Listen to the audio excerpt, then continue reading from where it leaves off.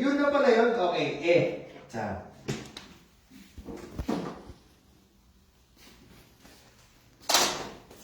First, E. E. Okay na po tayo dyan. Okay na tayo dyan ha. E na po yan ha. Sa next. Ay, sarang na naman yan. Para magkamukha dito, ano kayang pinagkaiba? Nadagdagan lang ng isang line. Kaya siya ay, ano siya?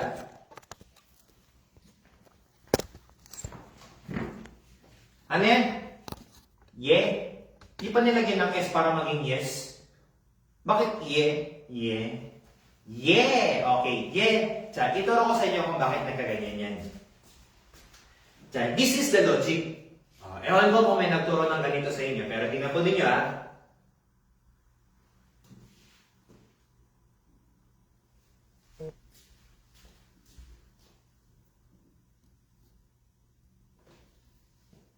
Nakikita niyo po ba or medyo maliit? Nakikita po ba? Meron na po sabi maliit eh. Ay, lalakin ko para sa inyo.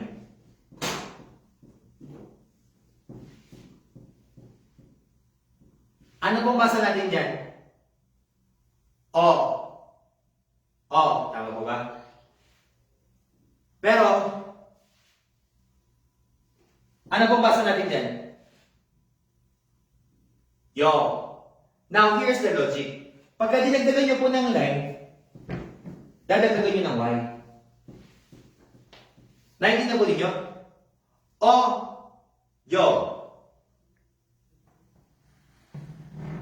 A, ya. Nadagdagan na. Y. O, tingnan nyo. Napakadali ngayong naintindihan ninyo. Eh, bakit sir hindi nyo sinabi kanina pa? Dapat sinabi nyo pa sa akin kanina pa, ngayon ko lang nalaman yan eh. Eh, syempre, I want you to know the difference of knowing and without knowing. Now you know, madali po o mahirap? Madali. Okay, chat. I-continue po natin ha. Ano po ito? Yeah. Chat, tingnan po ninyo ha. Ano po ito? Chat, tinuro ko sa inyo, ito E. Ito E. Ito ye. Ano ito? Yeah. Okay. Ayan, naiintindihan nyo. Ako, hindi ko na tinuturo. Alam nyo na yung sagot. Sir, bakit naging ye yan? Eh, kayo na nga nagsabi eh, ye yan eh. Tingnan nyo, pagka nilagay nyo ng isang line, merong y. Ye, ye. Alright?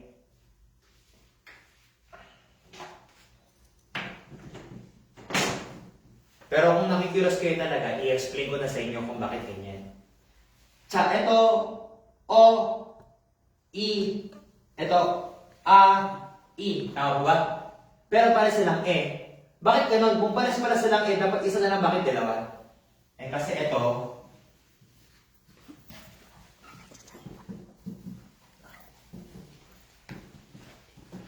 meron po bang ganun sa English?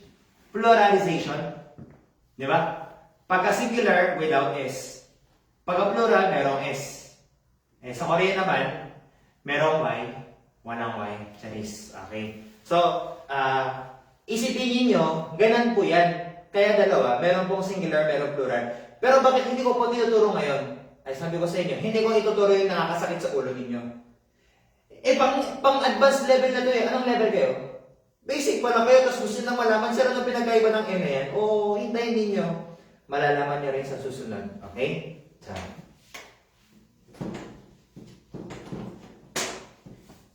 naturo ko na po yung 4. Naturo ko na yung 4, di ba? Ilan na lang? 11 yung total eh. 7 na lang. Okay. 7 na lang, no? So, ayan ay we. Eh, paano naging we yan? Saan nanggaling yan? Ano pong basa niya dito? O. Tama ba? O. Eto, saan ka galing? E. Ngayon, mga chinggong, tignan niyo po mabuti. Gayahin niyo po ako ha. Hindi sabay-sabay ha. Sabay-sabay ha. Ready na kayo? Sabay-sabay ha? Cha. O, E.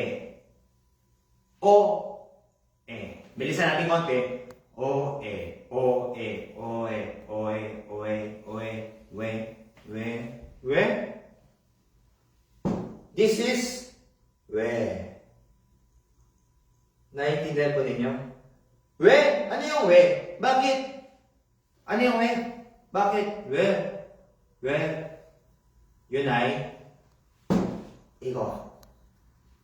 Naiintindihan po ninyo? Or pagod na kayo? Pagod na kayo or naiintindihan nyo? Itigil na po natin. Ako pagod na ako eh. Gusto ko nang itigil. Pero para po sa inyo, i-continue po natin.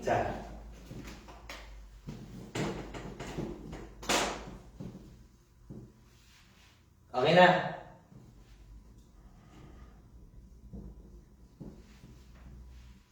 Ito naman ay we. Eh bakit naging we yan? Tingnan nyo. Ano ito? U. Ito, pares na E. U. E. U. E. We. We. We. We. Parehas na we. Okay? we.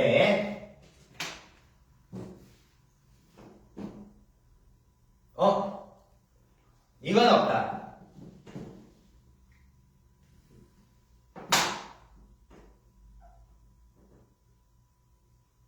잠깐만.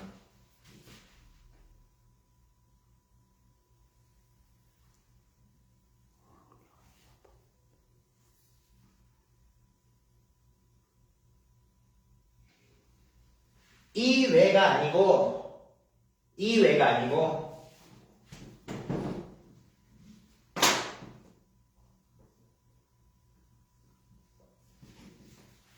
sorry for confusion. Same A, but this A. Okay? Yung kanina, wala mo yun ha. Kaya sabi ko parang sinulad ko parang may mali. Okay. 자, 이거예요. 왜. 자, 다음.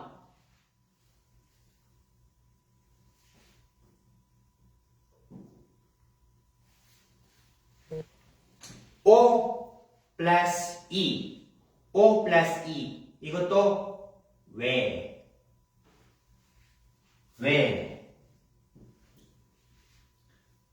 자, tatlo po yung we ngayon. We.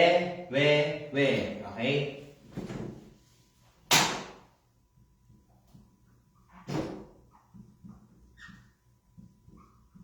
Sa 11 po yung compounds natin. We. Ye. Madali o mahirap? Nakakasunod po tayo, no? Ngayon, 7 na po yung naturo ko. 4 na lang.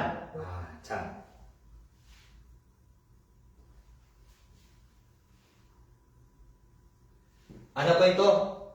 O. O plus A. Owa.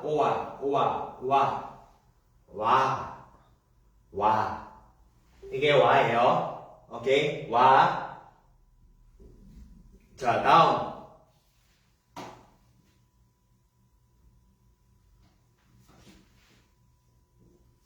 이게 뭐예요? 우.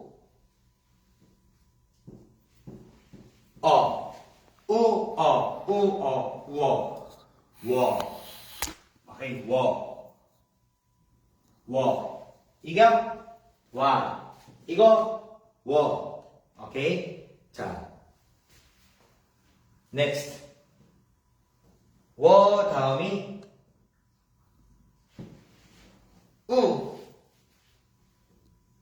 이. 자, 우 플러스 이.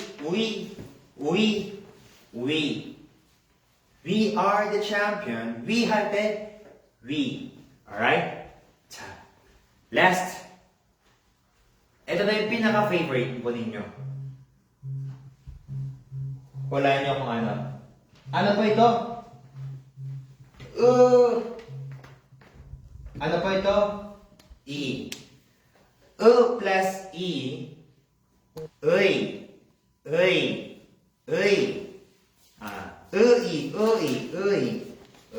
Okay? Etong compound compound po na ito ay, lahat po yan galing sa vowels. Naintindihan po ninyo? Okay. Let's practice all together. E. E. Ye. Ye. 이거 왜? 왜? 왜? 이거는 와. 워. 위. 어이. 자, these are all the compounds. 이해했어요? 이해했으면 let's give ourselves a big hand. 박수! 자, 다음 let's move to our kung inisip nyo na medyo mabilis po, huwag nyo pong isipin na mabilis. Kasi sabi ko sa inyo, what I am teaching you is only the lesson. Kung sasamahan ko po ng practice, sayang po yung oras po natin eh. Again, I told you a while ago, I want to maximize your time. So, practice, you can do it by yourself, tama ba? Yung lesson, let's do it by me. Together with me. Alright? 자, daam. Okay na po, buburahin ko na po siya. Okay, again, when it's already full, you have to empty so that you can have space. Okay, remove. Remove.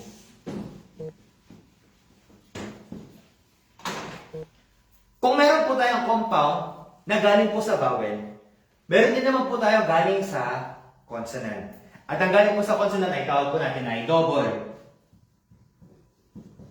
So, I gave you a while ago tip and advice. Sabi ko, yung Korean character ay matigas po ba? Or malambot? Soft and smooth. But now, doubles, matigas po siya. Para siyang Tagalog. Okay? Cha. From the word itself, double, double siya. Doble. Okay? Doble po siya. Kaya pagka naging doble, ang basa niya po ay ka. Yung single, G. Okay? Cha. Next. Ito ano po yan? Double D. Ang double D ay nagiging ta. As in tatay. Pero yung single D ay D. Okay? Ka. Ka. Ta. Ta. Parang okay naman pala ito hindi naman pala ito mahirap Madali po hindi. Sa ka, ka, ta, ta.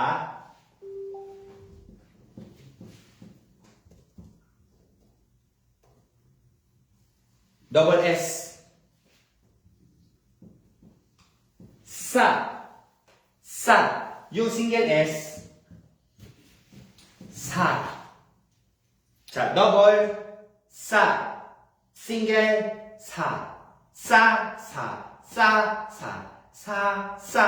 Sa. Sa. Nakita niyo yung difference or hindi niyo nakita? Na syempre hindi niyo makikita paano niyo makikita? Pinapakinggan po yun eh. Sa. Sa. Sa. Sa. Di ba? Medyo matigas at saka malambot. That's the difference. You got it? Next. Etong B. Ang double niya is pa. Ang soft. Ba. Pa. Ba. Pa. As in papa. Papa ketchup. Ba. Ba. Banana. Igo eh. Pa. Pa. Sa. Next. Ano ba yan? Double J. Cha. Double J.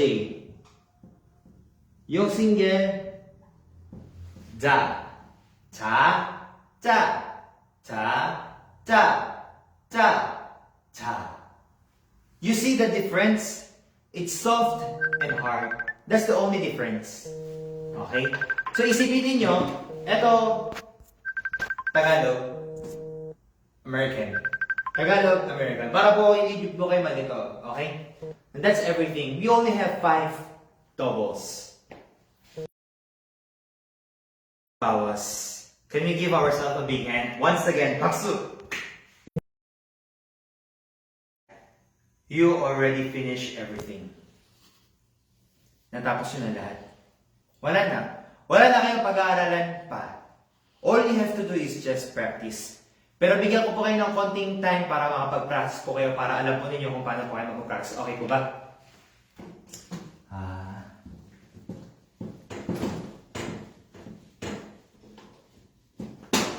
Meron po akong sister. I have a sister.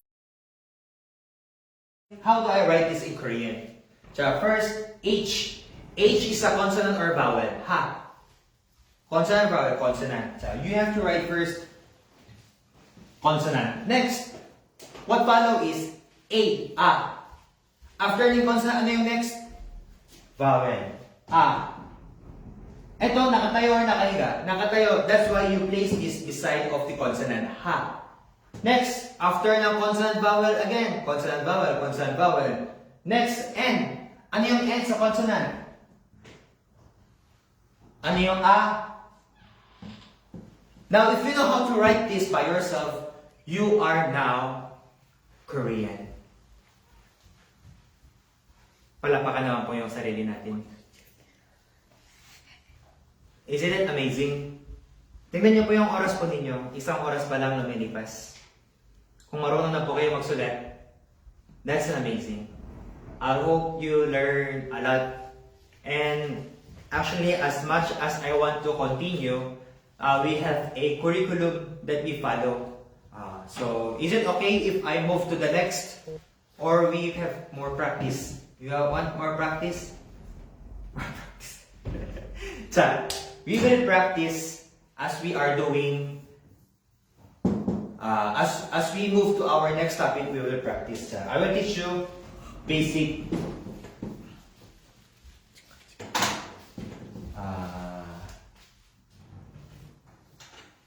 Actually, I teach only 1 hour and 30 minutes. That's our maximum class time.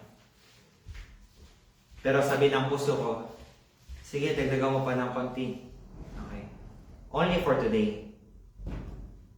Parang hindi kayo masaya, sige, wag na nga lang. Parang napipilitan lang pala kayo eh. Gusto niyo pa po or wag na? Parang pagod na yata yung mga utak ninyo eh. Kailangan na ng pahinga. Ituloy pa ba natin or wag na? Kaya pa? Gusto pa? Ako, hindi ko na kaya, pero sabi ng puso ko, sige, konti pa. Okay. Konti pa natin na, konti pa. I will try as much as I can. First,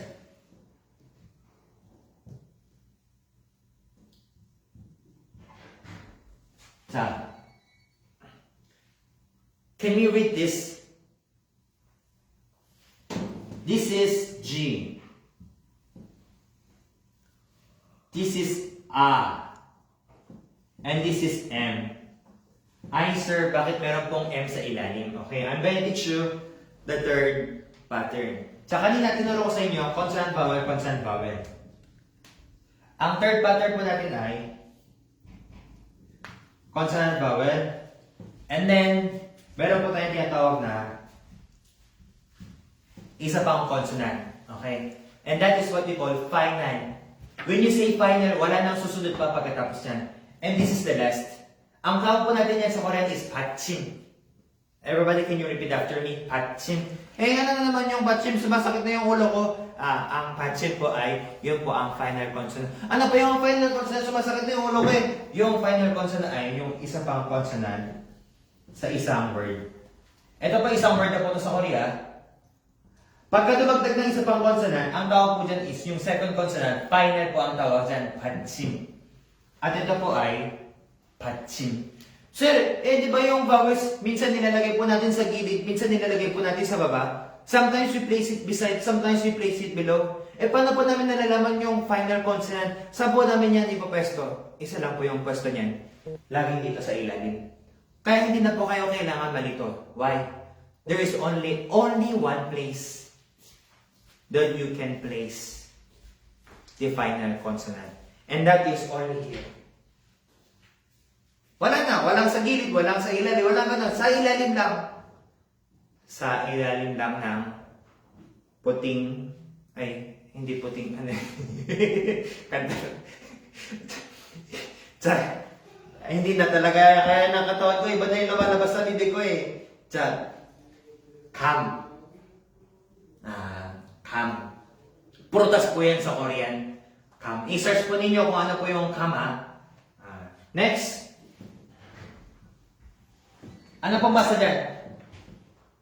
Sa. So, without looking to any romanization, try to read by yourself. Kamsa. Ano yung kamsa? Thank you.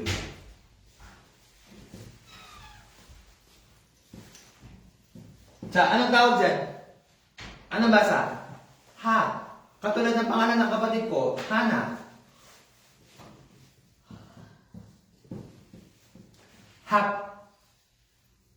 감사합.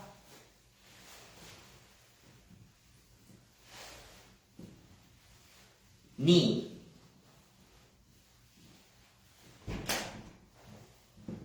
다. Alright. Can we read all together? 감사합니다. Eh sir, ang alam ko, 감사합니다 yun eh. Bakit dyan, 감사합니다? Kakaiba naman yung tinuturo ni sir. Ano ba naman yan? Tsa, eto, i-explain ko po sa inyo. Ano po ang tawag sa consonant pagka nasa ilalim? Patsim. Now, when this character, ano pong character yan? B. Pa. When this character is in the patsim or sa final consonant, nag-change into M. Kaya, 감사합니다. Not all characters, only some character. Okay? 감사합니다.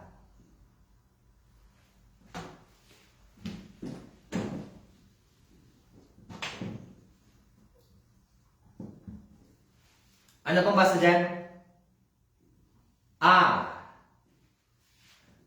Ito, ano basa dyan?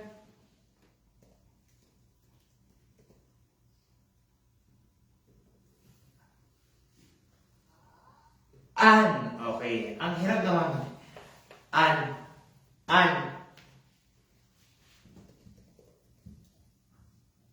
Sa. Ano pong basa dyan? N plus yo. N plus yo is nyo. Nyo. Kasi yo eh, yo. Englishin ko para hindi po kayo malito N plus yo. N yo is nyo. Anyo.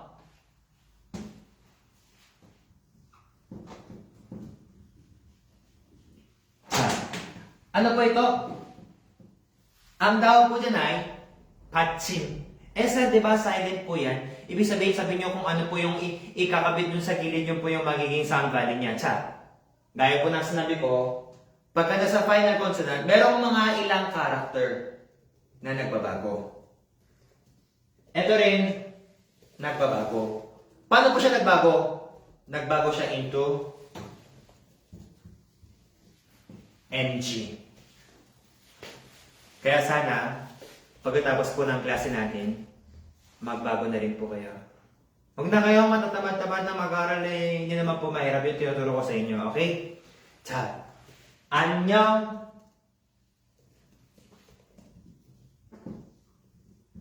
Ano daw dyan?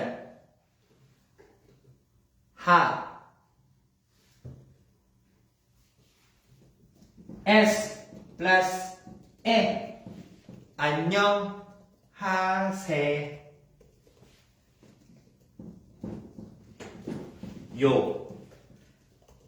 안녕하세요. Okay? 감사합니다. 안녕하세요. 자, mga 친구, kung dati nag-aaral po kayo ng mga expression, mga basic introduction, paano po nyo binabasa? With romanization, tama po ba? Now, look at yourself. How do you read this? without any English romanization. You just read this by Korean character. Kung nababasa niyo po with Korean character, palapakan po natin yung ating sarili.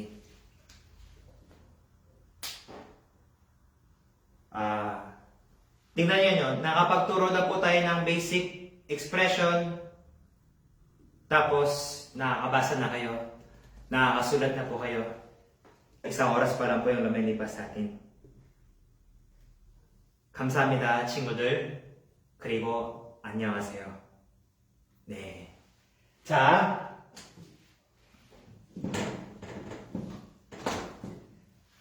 Now, ituro ko sa inyo. Di ba sabi ko, ituturo ko paano kayo pwede gumawa ng pangalan ninyo.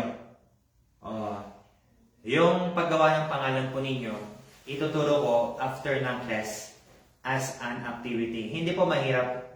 Because you already know how to write, you already know how to speak, you just have to practice. Next, I'm going to teach you how to introduce. Okay?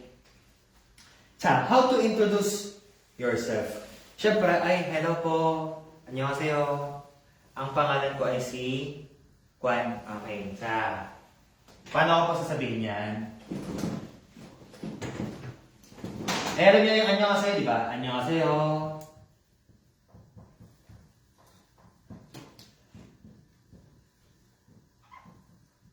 Next is,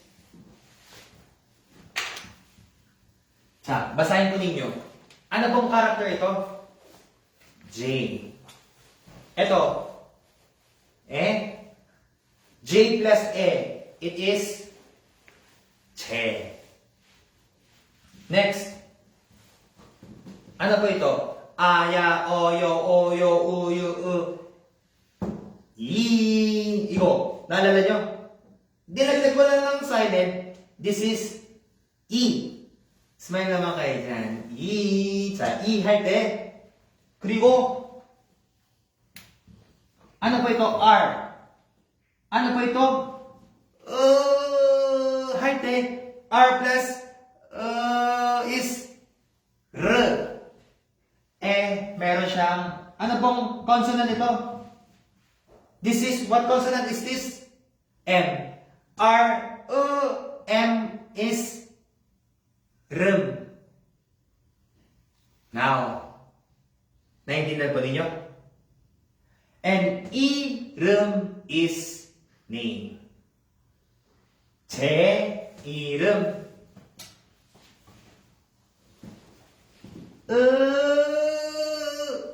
With. Ano po ito? N. 제 이름은 뭐예요? 자, you write your name here. 제 이름은, what's your name? Joshua. 그리고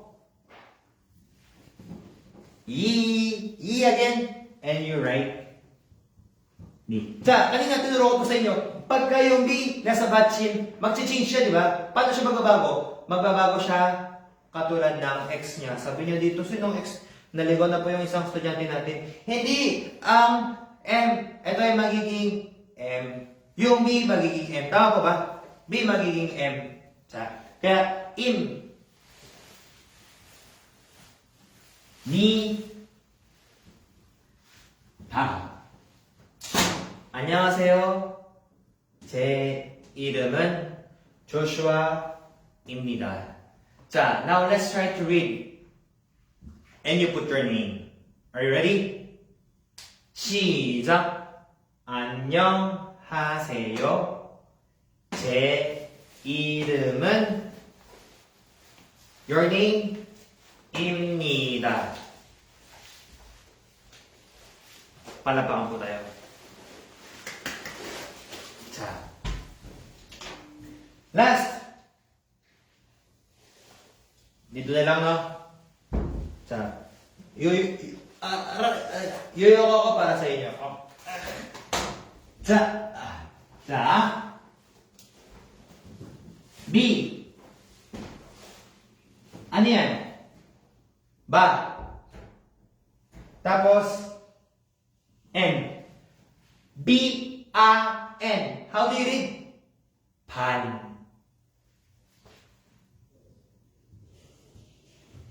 G-A. Ka. Panggap.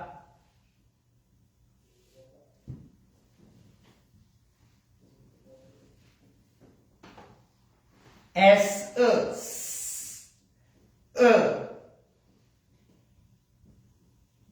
반갑음.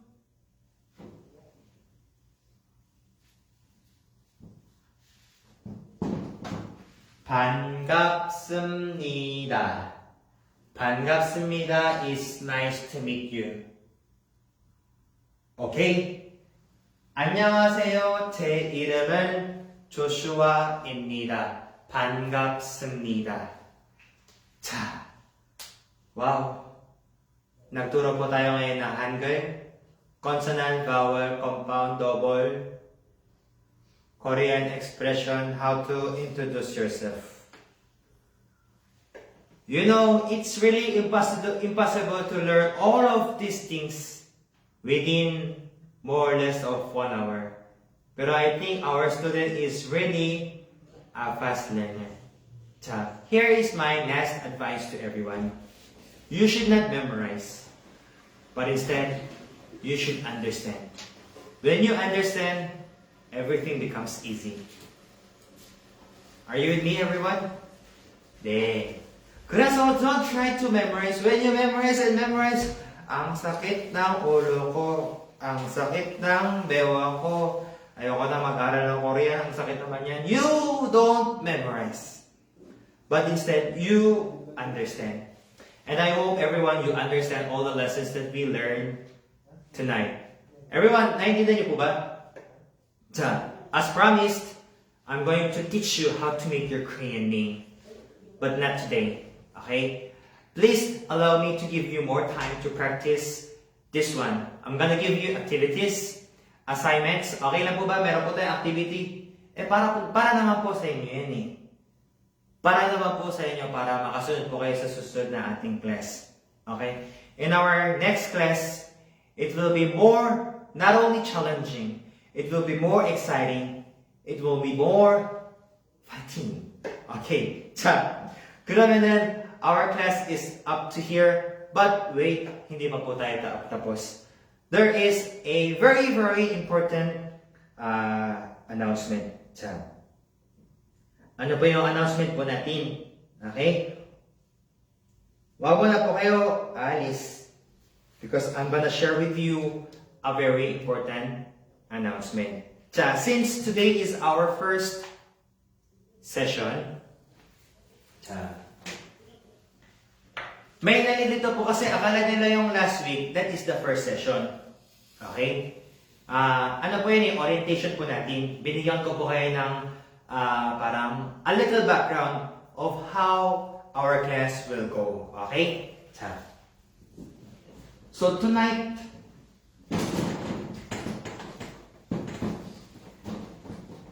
we have a special announcement.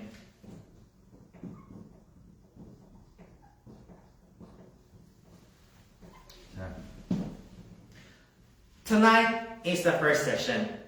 So as promised, sir, pwede po palipat po ako ng level. Yes, pwede po kayong lumipat ng level kung gusto niyo pong lumipat. Wala pong problema. Sanay na po akong iniiwan matagal pa. Dito po sa ating announcement, today is our first session. Okay? We still have how many sessions? 3. Because we have total of 4. Okay, sa mga gusto lumipat, comment nyo lang po yung pangalan po ninyo. After this, we're going to move you to our next group or yung next level po natin. First, we have total of 4 weeks. Meaning, 4 session. Tama po ba? Okay. You have to complete 4 sessions para po makatanggap po kayo ng certificate. Alright? So, nasa Zoom man kayo, nasa live man po kayo, you have to fill up our attendance. Pero, sir, paano po yun? Hindi po, nagka-busy po ako, nagka-emergency po ako. Don't worry.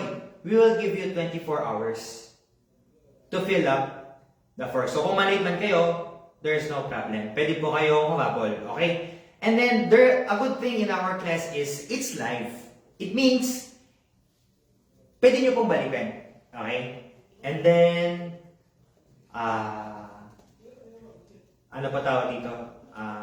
Kung hindi man po kayo nakahabol ng live, pwede nyo pong balikan yung recorded kasi nakikita nyo naman po sa YouTube, Facebook. And then, kunyari, nakita po ng mga students po natin na nasa Facebook, nasa YouTube, ay sir, gusto ko rin po mag-join ng exclusive class. You're welcome. I'm not pushing everyone, oy, mag-join kayo dito. Hindi po. I just want to give a more interactive class with our students. More monitored and well-organized class. So, I'm trying my best to give you a better platform, a better benefit. So, ganito po. After the class, I'm going to upload the attendance form, okay? So, sa ating mga nasa Zoom, I'm going to post here in our Zoom chat. Pero yung mga nanonood sa labas, I'm going to post it in our social, in our page, in our group. Okay? So, pangalawa po is, I am trying to make myself available to visit Philippines by around first week of April. So, I want to have a ano pa tawag dito? Graduation with our students. So, after ng our 4-week session of our class, maybe it will be first week of April. Definitely that will be around April. Wala pong bayad po sa next level, kunyari sa intermediate or sa advanced. Once you join our batch 13, you can access basic, intermediate, advanced. So for example, yung mga kasama po natin dito sa basic, gusto nyo rin po mag-join ng intermediate, pwede po kayo, wala pong problema. The point here is, you have to choose. Kasi lahat po yan, sabay-sabay po namin nila-live. At every 7 p.m., every Saturday ng gabi. So, you choose. Kung gusto nyo sa intermediate, doon kayo mag-join ng live. Pero kung gusto nyo rin ng basic, pwede kayo mag-join dito. Yung isa, balikan nyo na lang yung recorded. Ganun na lang po. Okay? So, naintindihan nyo naman po, di ba? You choose what level you want. But this 3 level is available for everyone. Okay? Maganda, no? Mas pinaikli. Okay? Kung gusto nyo pagsabay-sabayin, dyan naman kayo magkaling sabay-sabayin nyo ng lahat ng class kung gusto niyo. So, we have our graduation. So, sir, saan po natin gagawin yung graduation? Okay? Definitely we have our office, our center in Quezon City, Fairview. So if you are near in Metro Manila, please, I would like to meet you in person and have this graduation. Paano po yun, sir? Nasa Mindanao po ako. Pwede na kayo mag-book ng ticket nyo mula ngayon. Kasi mag-book din ako ng ticket papunta dyan sa Philippines Charis lang po. Pwede po kayong mag-join through online. Sir, paano yun? Hindi naman po ako makapunta dyan. Pero natapos ko yung 4-week session. Pwede rin po ba ako makatanggap ng certificate? Yes, definitely. Pwede po kayong makatanggap. Okay? Paano po yun? Ngayon, nasa Mindanao nga po ko yun, syempre, kung nasa Mindanao kayo, we're going to give you e-certificate. Okay? Next is, I'm giving you everyone, ito na po yung pinakahuling pasabog po natin sa lahat ng ating students.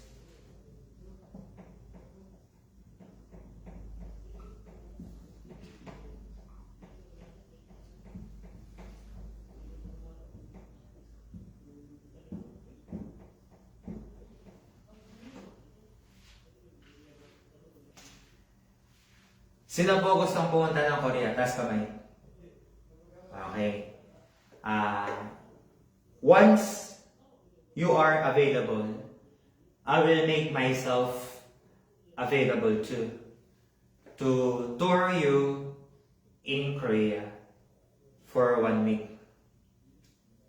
Hindi po ako nagbibiro I already toured many students from our Korean class previous years, before and after ng pandemic. Okay? Pero wag niyo pong ma-misinterpret ha. Baka isipin niyo sagot ko yung airplane ticket ninyo. Baka isipin niyo sagot ko yung hotel ninyo. Aba, sumasobra na kayo. May free tour na nga, pati gusto niyo yung airplane ticket, yung visa. Syempre, you have to prepare yourself hanggang makarating kayo sa Korea. Pagka nasa Korea na kayo, ako na po yung bahala sa inyo. Okay? Naiintindihan po ninyo ha? So, para po mas maging exciting, nag-prepare po ako ng tour package. Again, this is free for our students. So, i-announce ko po siya by next week. Inaayos ko po yung itinerary. That will be probably July or August. July or August. So, meron pa pong time, no? Bakit po July or August? Kasi you have to apply for visa. Kung hindi naman po kayo, kung ano naman po kayo, makapag-prepare po kayo ng visa, you still have time. Ano pa lang ngayon? March, April, May, June, July, around 4 months. You can prepare. So, I'm going to share you yung available schedule. Pero, hindi naman po ibig sabihin na dapat sa pupunta kayo sa Korea around July or around August. You can time any time, any day within this year. Okay? Hanggang 2025 lang ha. Baka sabihin nyo, after 10 years, sir, naalala nyo pa ba 10 years ako nagturo kayo ng Korea na sabi nyo kayo dito? O yan, tingnan ninyo, ano na ako doon ha? Matanda na ako doon, baka wala na ako doon.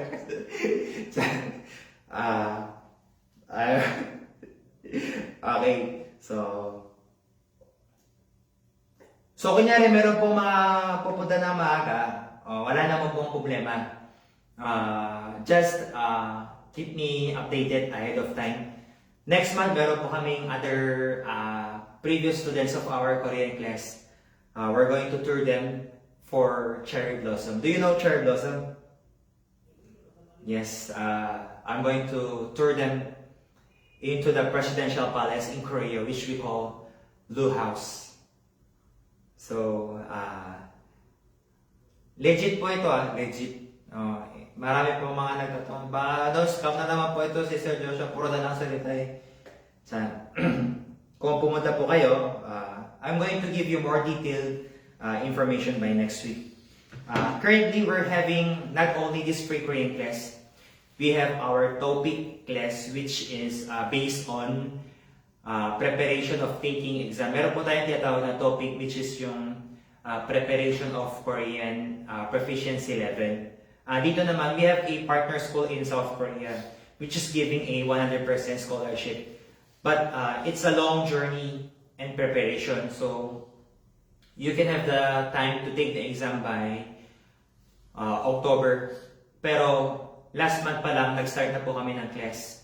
So, just in case you have heard about topic and you're interested, feel free to inquire. And once you pass the topic exam, you can have the opportunity to study in Korea for free once again. We have already some few students who are now in South Korea studying in Kimcheon University. And hopefully there are more students. Ang pinakakailangan na naman po talaga dito is yung Korean language level. So kung kayo po ay really into Korea, you can take this opportunity. Last announcement. During our graduation, we're not only giving you a graduation, we're going to give you different activities that you can experience. Kung hindi man po kayo makapunta sa Korea, don't worry, we will bring Korea in your place. So we're trying to prepare different activities, culture, food making, after the class, after this activity. Huwag po kayo mag-alala. And actually, I teach even history, culture. I teach in the school, but recently, I teach, katulad po ngayon, most of the time online. And we have here a Filipino community that we help our, alam niyo po yung tawag sa mga OFW po natin. We call it Kabayan. We made a Kabayan Filipino Center for OFW, Filipinos who are in South Korea, and we're the one who is assisting them to help for the needs. For example, when it comes to translation, assisting of their visa, upgrading, downgrading, translation, etc. Especially in Korean language training, skills in different. So, yun lamang po sa ating class for tonight. And again, available po both 3 levels. We have basic, intermediate, and advanced. As much as I want, gusto ko po lahat ako magturo tuloy-tuloy na intermediate and advanced. But the problem is, hindi po ganun tumatagal yung mga students po natin pagka ginawa po natin 3 months kasi sobrang haba po ng duration. So we found out to make it a shorter course which tends to like interact more students na maging engaging and which is helpful na rin po sa ating mga students. So if you have further questions regarding sa ating class, feel free to comment in our comment session. And today is our first session. I try my best. Sana po nag-enjoy po kayo. Ang tagal ko na rin po hindi nagturo ng ganito sa harapan ng screen. It's really challenging for me and I really had fun. Sana po nag-enjoy din po kayong lahat. And I really want to hear from you if you really enjoyed our classes.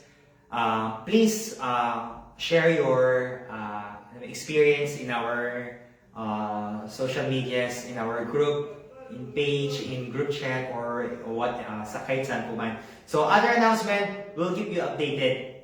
Thank you so much to all of our students. 감사합니다, and we're going to see you in the next Saturday. 감사합니다. Bye-bye. 감사합니다. Thank you, thank you. Sana po nag-enjoy po kayong lahat. Bye-bye.